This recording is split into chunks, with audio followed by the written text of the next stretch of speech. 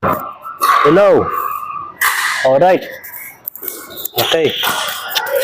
Alright, mga ka-plastic. And this is me again, Big Sue. Right back at it again with another content. At sa wakas, medyo nakabalik ako ng konti ngayon sa YouTube channel. At may time pa naman ako, kahit pa paano. Konti lang yung time ko para makapaggawa ng isang content about dito sa nangyayari sa social media. Medyo tumagal man, hirap kasi hectic na sa oras. At pangalawa, nag-aaral na kasi ako at ongoing pa rin yung aking pag-aaral at nagsisimula pa lang naman ako sa aking kurso na aking kinukuha. So back to the topic tayo mga ka-plastic. Ito, napag-uusapan natin mga ka-plastic ang tungkol dito kay Shay versus Sixth Threat. At ang mensahe, ito kasing tatalakayin natin is all about dun sa mga donggalo at kay Andre mga ka-plastic. Kasi una sa lahat mga ka-plastic wala naman akong galit kay Andre. At gusto ko lang i-express sa inyo mga donggalo na huwag kayong magagalit sa mga opinion ng ibang tao na binabash kayo. Kasi when it comes sa hip-hop industry, talagang malawak yan. Kaya huwag mong gagawing dahilan na kayo iiyak sa mga patutsyada ng mga tao sa paligid nyo. So panoorin natin yung opinion ni Say na Dear Kuya version 2.0 para kay Andrew mga ka-plastic. So pakinggan natin. Sa bars nakakaboses pero di makaboses sa mga boses dyan sa donggago. Pero wag ka mag-alala, Sixth Threat. Gumawa ako ng liham. Padala mo sa iyong amo. Di Kuya. May gusto lang ako sabihin. Seryoso to. Seryoso to Dear Kuya, may gusto lang ako sabihin. Una sa lahat, para sa akin, isa kang legend, isa sa puno at ugat. Kaya ni FM, wala kang katumbas kung usapan ambag. Sa katunayan, kanta mo kinanta ko sa school nung ako'y unang nag-rap. Kuya, sabi nila, pinagalog mo lang. Kung totoo man yon, salamat, isa ako sa napasaya mong milyon-milyon. Ako'y Pinoy, hindi Ingles ang pangunahan kong lingwahe. Pero dahil sa'yo, naintindihan ko ang isang magandang mensahe. Kuya, sa totoo lang, naisip kitang i-diss sa battle na to. Naghanap ako ng pangit, pero sorry, maganda nakita ko. Noon pa lang mga panahong pinaglalaban mo ang nababaduyan sila sa rap. Ito'y pinaglaban mo. Ayaw mong nababaduyan sila sa rap, yun din pinaglalaban ko. Pero kuya, sa totoo lang sa panahon ngayon, di pasok sa panlasa ng bagong henerasyon ang mga gawa niyong bara. Ikaw pwede pa, pero mostly, yung mga gawa talaga ng iyong mga kasama. Pero hindi dun galing ang hate na iyong tinatamasa. Kuya, yung burat ng tao dahil sa nasa iyong paligid. Tinitira ang mga bago kahit nananahimik. Tas tila Diba? Mga bago sa hip-hop industry, tinitira nila. Pinaparinggan nila. Tapos pagpapakulan yung mga donggalo, magdedemanda. Diba? Isipin mo yung mga ka-plastic kung gaano sila katanga na grupo. Pero hindi ko alam kung pakanato ng kanyang amo o yung mga bata lang sa donggalo. So pansinin natin, statistics natin yung mga hip-hop dito sa mas kilala kaysa sa mga grupo ng donggalo. Ang tanong, itatanong ko sa inyo mga donggalo, kailan kayo nagkaroon ng solo album sa buong buhay nyo? Simula nung naging Donggalo Records kayo. Sagot. Mag-comment kayo sa baba kung gusto nyo. Ipakita ninyo yung album nyo kung meron man.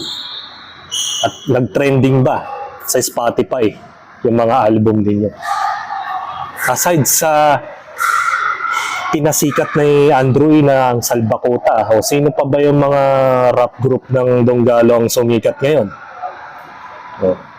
Nasaan? Nasaan na yung mga taong yun? Hanggang ngayon, tuta ka pa rin ni Andrew. Nasa loob ka lang ng mga grupo na yan.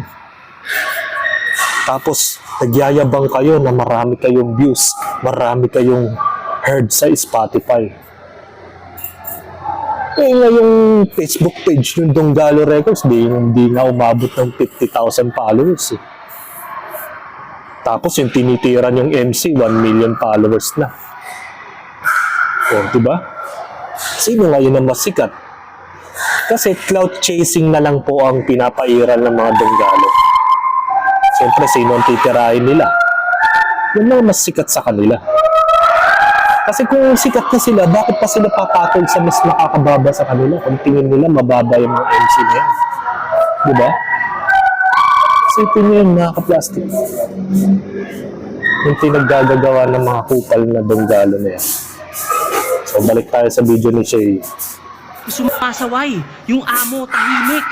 Nagmumukha tuloy ikaw may pakana o nakaisip. O, diba? At kung Totoo yun. Siya yung may pakana.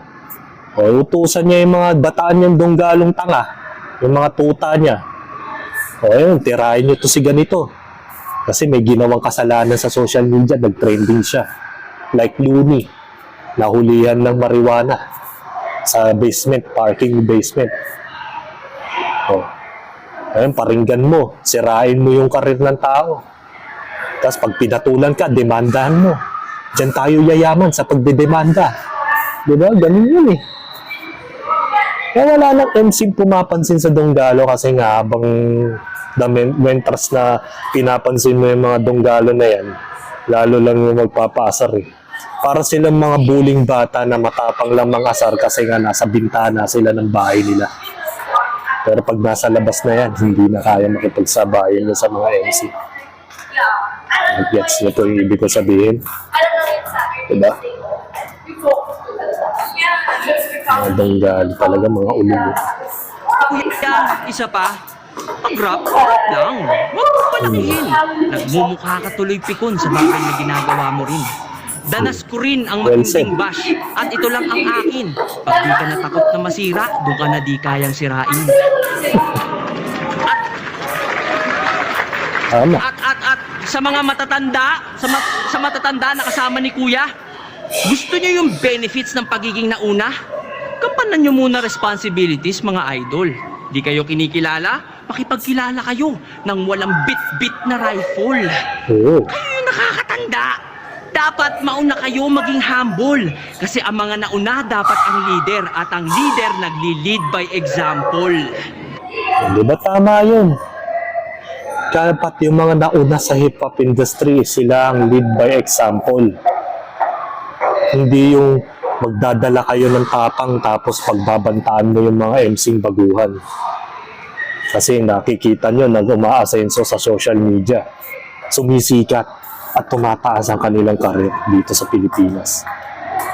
Tapos lalabas yung mga Donggalo, paparinggan nila yung mga taong yan. Na kasi kesyo daw may mga issues about sa kanilang buhay. Diba? Parang mga Mongoloid din yung mga Donggalo eh, no? Parang may masabi lang na gusto kong tirahin dahil kasi may ginagawang kalokohan sa social media. Hindi kagaya namin, mga edukado kami, mga nakapagtapos. At mga mararangal na rapper. Pero yung mga bunganga, puro kalaswaan. Wala na kasing naniniwala sa Donggalo ngayon, mga ka-plastic. Kung nakikita niyo sa mga comment section ng Donggalo, puro mga kasamahan lang niya yung nagpo-comment.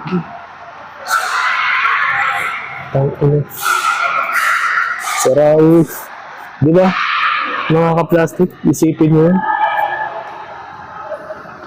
Tapos i-off comment mo yung Facebook page nyo na ayaw kayong mabash. O, pakita natin. Ayaw ko lang kasi pakita yung Donggalo eh. Page eh. O, dahil yung mga comment section nila, ino-off nila. Kasi nga takot sila sa mga tira. Pero sila may karapatang manira. Todo puri sila sa king nila eh. Yung king nila hindi sila pinapakilaman. Hindi nga sila pinapasikat ng hari na tinatawag nila. Sipin mo yun? Pinuturi mong hari si Andrew eh. Kayong mga MC sa Donggalo, hindi kayo mabigyan ng recording album. Hindi nga kayo makatungtong ng entablado na kayo-kayo lang. Diba? Dapat kayo nagli-lead by example. Kayong nauna. Kayo ang nauna sa industry. Dapat kayo mag-lead by example na kayo ay matured mag-exit when it comes sa hip-hop industry. At disiplinahin niyo yung mga tao para respetuhin kayo ng kapwa MC. Diba? Kuya, alam ko, respeto lang ang iyong gusto. Ang solusyon ko dyan, eto, sagutin mo ang tanong ko. Sa 14 years ng battle rap, papa-flip top o sunugan, kahit isang beses nagpunta ka na ba? Hindi. Nanood ka na ba sa mga bago sa iba't ibang kampo para suportahan sila? Hindi Kaso rin. kuya, ang mas gusto mo ata ay magkulong lang sa grupo mo palagi. Diba? Kung hindi ka ramdam ng buong kaharian, paano ka kikilalanin bilang hari? Tama yun. Paano ka nga namang kikilalaning hari ng hip-hop, ng rap? Kung ang mga ibang kampo, ibang mga industry rap battle hindi mo pinupuntahan. Mabuti pa si Francis Magalona. Way back. Kung nabubuhay lang si Francis Magalona ngayon, lahat na makikita mong platform, PSP, Sinugan, Flip Top, Bahay Katay, igeges ni Francis Magalona yan 100%. Samantala si Andrew, wala. Nakukulong siya sa sarili niyang kumpanya, which is Donggalo.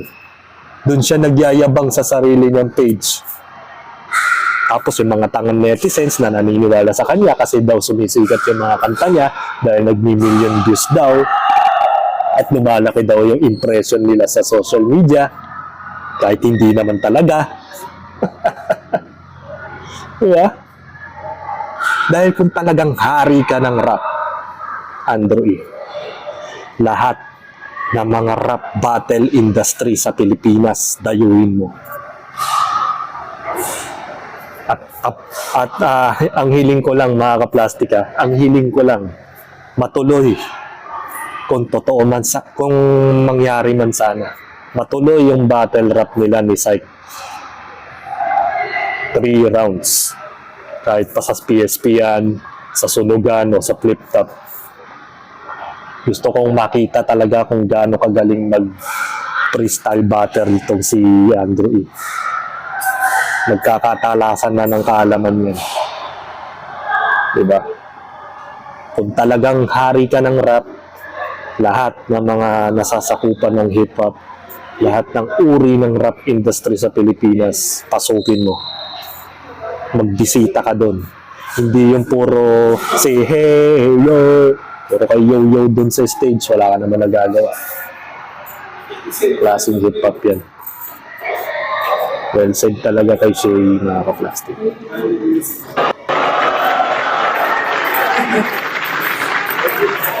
Nung nakaraang eleksyon, nag-promote ka ng unity.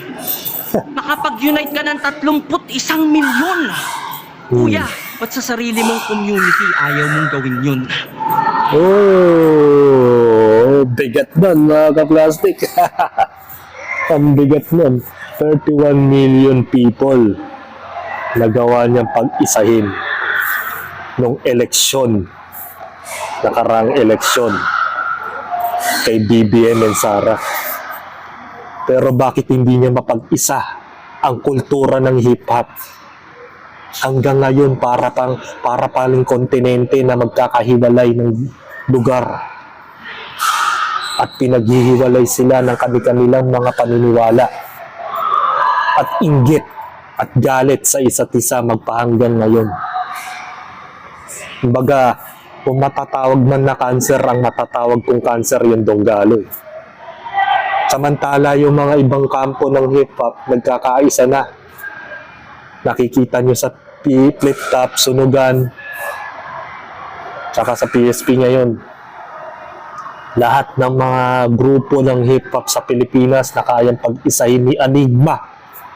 Si Enigma ang kauna-unahang napag-isa ang mga iba't ibang mga grupo ng hip-hop at mga rapper sa Pilipinas. Samantala si Andrew, nakukulong siya sa sarili ng mundo. Para siyang may sariling mundo. Tapos mga bobo na lang ang naniniwala sa kanila na puring-puri pa sa kanila na sila ay on the top pa rin.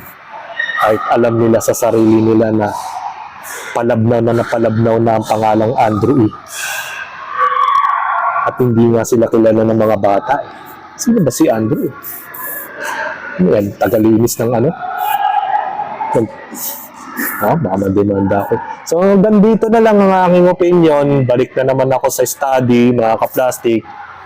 Yun lang ang aking hiling, mga ka-plastic. Kung gusto nyo, sana kung pumasok ng sa rap battle si Andrew E, gusto kong unang makalaban niya ay si Syke. At pag nanalo siya sa rap battle na yon, doon ako maniniwala na talagang tunay na hari si Andrew E. At hindi sila Looney, si Glock9 at kung sino-sino pa. Kasi marami naman ang magagalit kapag may nag-claim ng hari sa panahon ngayon. Since nawala na si Francis M, matagal na panahon na. So, yun. Ang mensahe ko lang sa Donggalo, tigilan nyo na yung pagpaparinig sa mga hip-hop, sa mga MC, kung hindi nyo naman kayang tanggapin yung mga rebat na mga inaaway ninyong MC na nananahimik sa social media. Kayo para kayong mga batang bully na malakas lang mambully dahil nasa loob kayo ng pamamahay ninyo. Pero hindi nyo kayang lumabas sa field ninyo kasi tulad ni Vendetta, biglang inambush siya ni Decoy noong nataon na mag-isa lang siya doon nakatambay sa restaurant at binugbog siya ng mga grupo ni Decoy. Tapos iiyak-iyak sa media. Kasi sasabihin nila, rap battle lang naman yun wala naman pong personalan yun. Pero nung pag pinapakinggan mo yung video nila, talagang stereotype na. Sobrang personal na. Diba? Mga ka-plastic, huwag sanang ganun. Huwag yung pairali ng kabubuan nyo, Donggalo. Na sobrang tapang ninyo sa social media pero hindi nyo kayang rumak battle. Hanggang dito na lang ang aking opinion. And this is me again, Big Su, lagi nagsasabing ang mga plastic ay matagal mabulok dahil ang mga plastic ay toxic. Kaya, what's up mga ka-plastic? And this is Cambid, commentary video ng video live stream. Signing off. Alright. Mga ka-plastic, kung nagustuhan nyo ang aking video, isubscribe nyo lang ang aking channel. At the same time, i-hit nyo rin ang notification bell at yung all para ma-notify kayo sa aking susunod ko pang video sa aking YouTube channel. Maraming salamat po mga ka-plastic.